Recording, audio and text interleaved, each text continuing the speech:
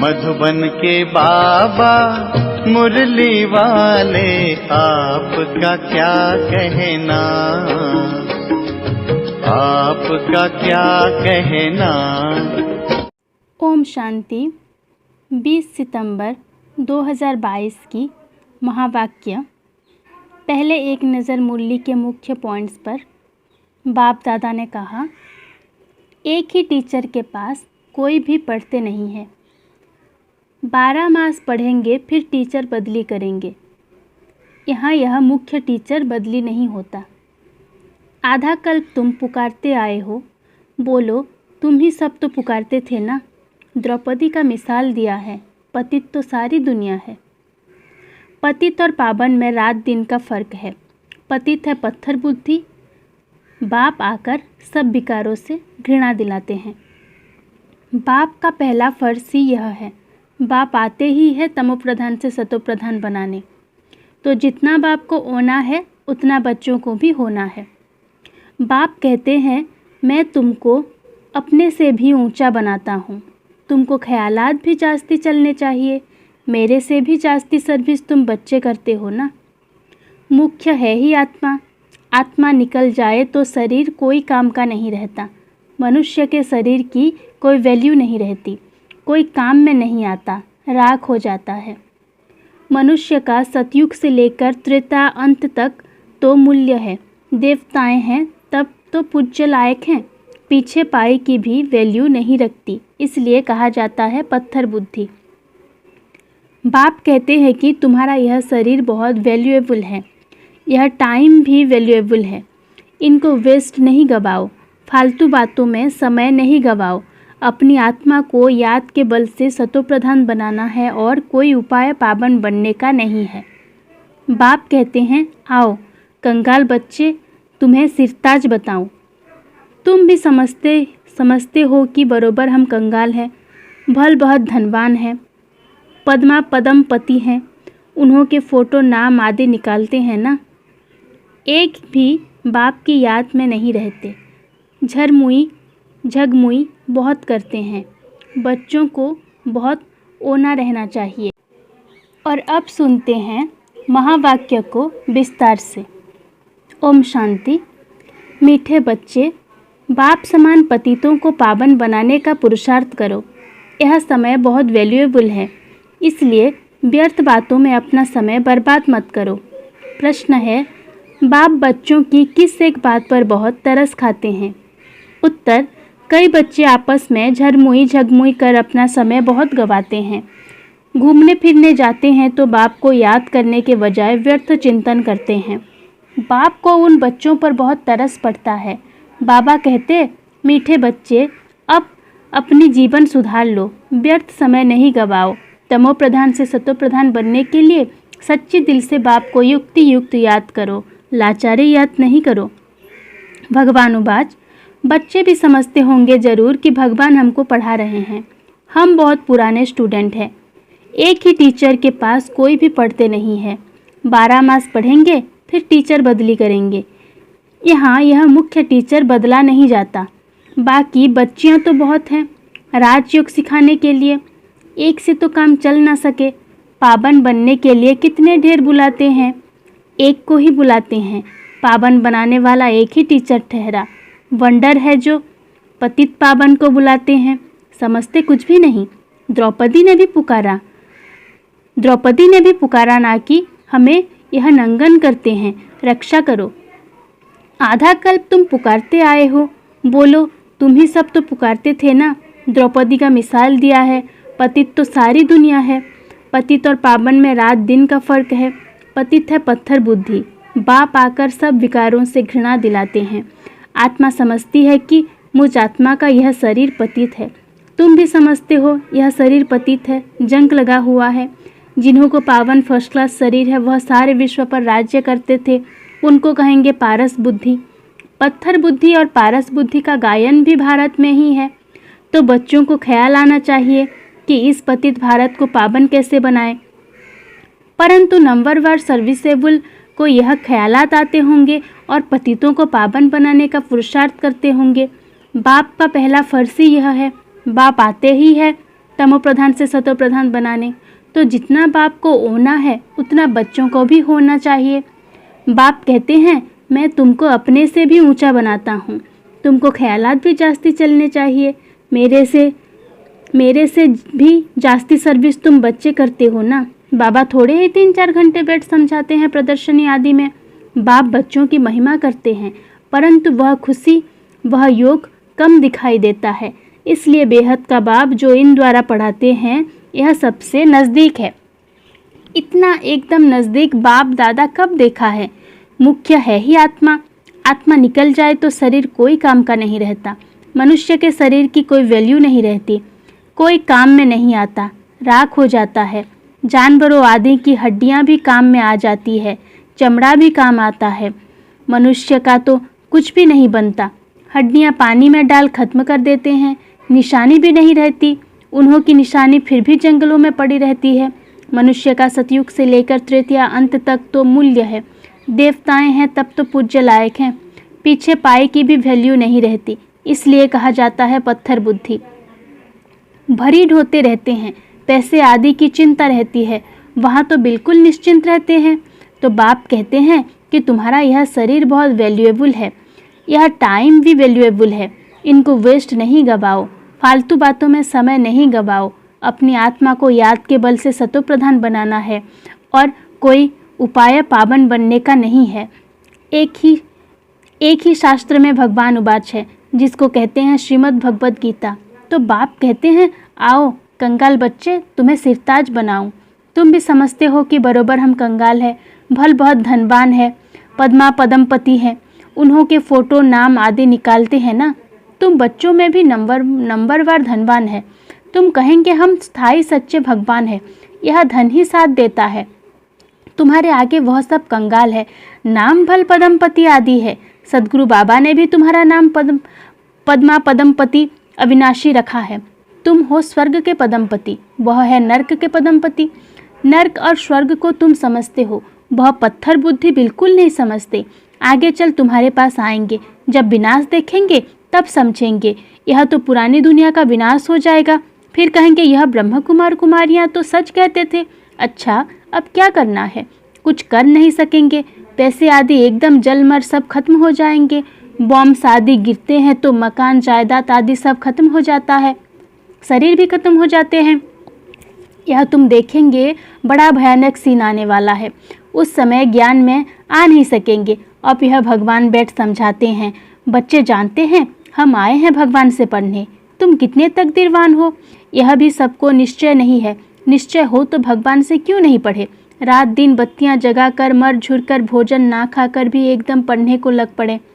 वाह, यह तो 21 जन्मों की कमाई है। बहुत अच्छी रीति पढ़ने को लग जाएं।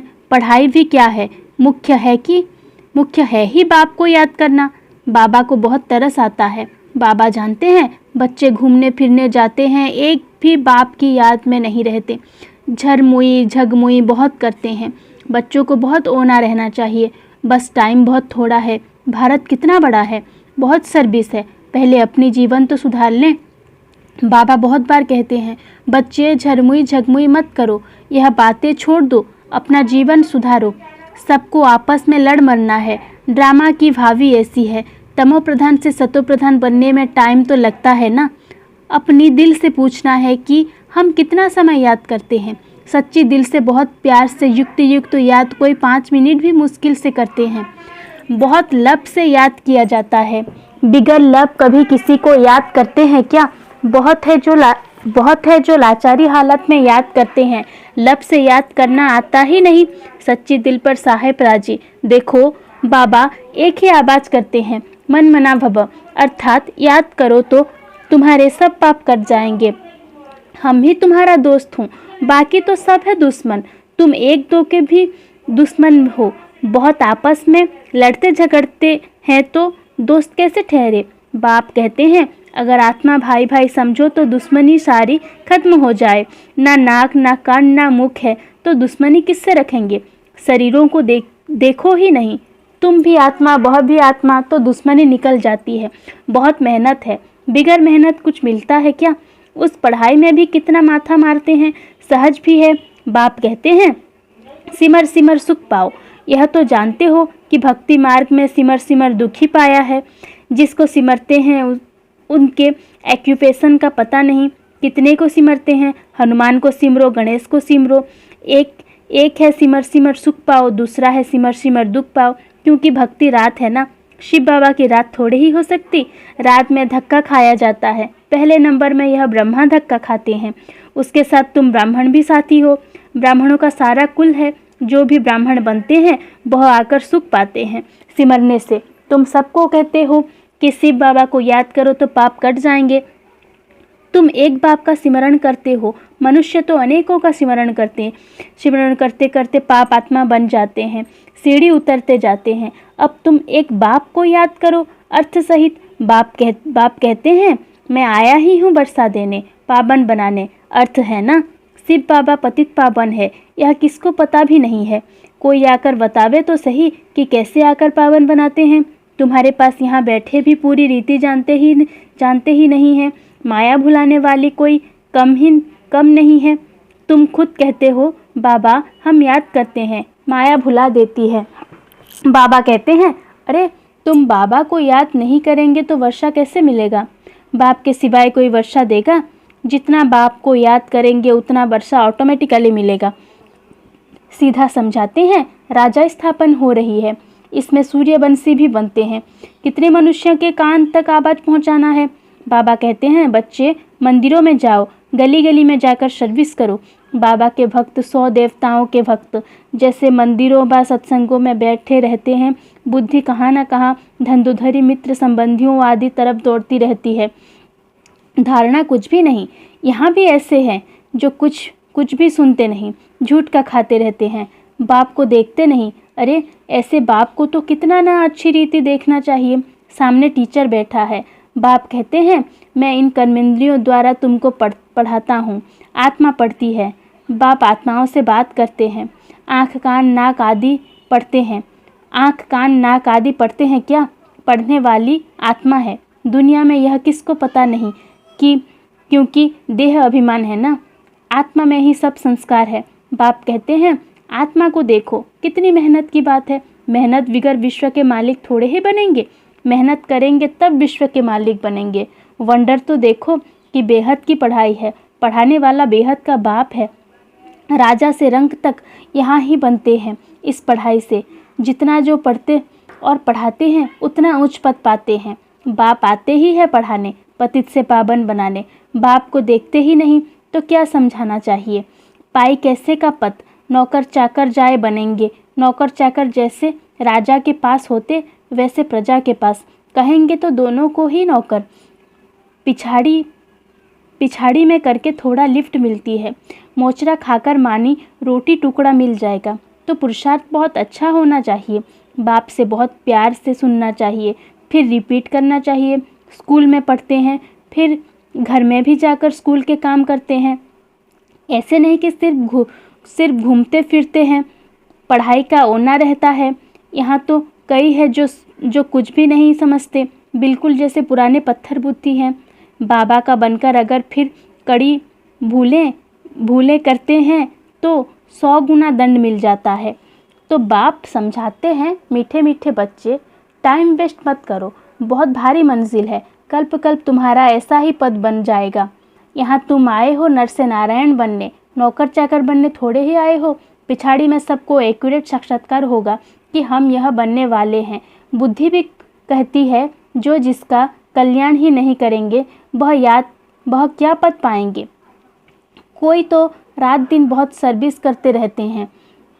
प्रदर्शनी मेले में बहुत सर्विस होती है। बाबा कहते हैं ऐसी अच्छी अच्छी चीज़ें म्यूज़ियम में बनाओ जो मनुष्यों के दिल उठे देखने की। समझेंगे कि यहाँ तो जैसे स्वर्ग लगा पड़ा है। सेंटर्स को स्वर्ग थोड़े ही कहेंगे। दिन प्रतिदिन नई बातें होती रहती है, चित्र बनते रहते हैं, विचार सागर मंथन होता रहता है ना। समझाने के लिए ही चित्र आदि होते हैं। बाबा अभी मनुष्य को देवी गुणों वाला बनाते हैं तो आत्मा भी नई, शरीर भी नया मिलता है। नया माना नया, नए कपड़े बदल फिर पुराने थोड़े ही पहनेंगे। भगवान आएगा तो ज़रूर कमाल करके दिखाएंगे ना, भगवान है ही स्वर्ग की स्थापना करने वाला। अच्छा, मीठे मीठे सिकिलधे बच्चों प्रति माता पिता बाप दादा का याद प्यार और गुड मॉर्निंग। रूहानी बाप की रूहानी बच्चों को नमस्ते। धारणा के लिए मुख्य सार, बाप जो सुनाते हैं उसे बहुत प्यार से आत्म अभिमानी होकर सुनना है। सामने बैठकर बाप को देखते रहना है। झूठ का नहीं खाना है। पढ़ाई में बहुत रुचि रखनी है। भोजन त्याग कर भी पढ़ाई जरूर करनी है। दूसरा, एक बाप को सच्चा दोस्त बनाना है। आपस में दुश्मनी समाप्त करने के लिए मैं आत्मा भाई भाई हूँ, यह अभ्यास करना है। शरीर को देखते हुए भी नहीं देखना है। आज की वरदान है, लाइट स्वरूप की स्मृति द्वारा व्यर्थ के बोझ से हल्का रहने वाले तीव्र पुरुषार्थी भव। विस्तार है, जो अपने निजी लाइट स्वरूप की स्मृति में रहते हैं उनमें व्यर्थ को समर्थ में परिवर्तन करने की शक्ति होती है। वे व्यर्थ समय, व्यर्थ संग, व्यर्थ वातावरण को सहज परिवर्तन कर डबल लाइट रहते हैं। साथ साथ ब्राह्मण परिवार के संबंध में, सेवा के संबंध में भी हल्के रहते हैं। उनका रिश्ता किसी भी पुराने संस्कार व संसार से नहीं रहता। किसी देहधारी व्यक्ति या वस्तु की तरफ उनकी आकर्षण हो नहीं सकती। ऐसे तीव्र पुरुषार्थी बच्चे सहज ही फरिश्तेपन की स्थिति को प्राप्त कर लेते हैं। आज की स्लोगन है, बेफिक्र बादशाह बनना है तो तन मन धन को प्रभु समर्पित कर दो।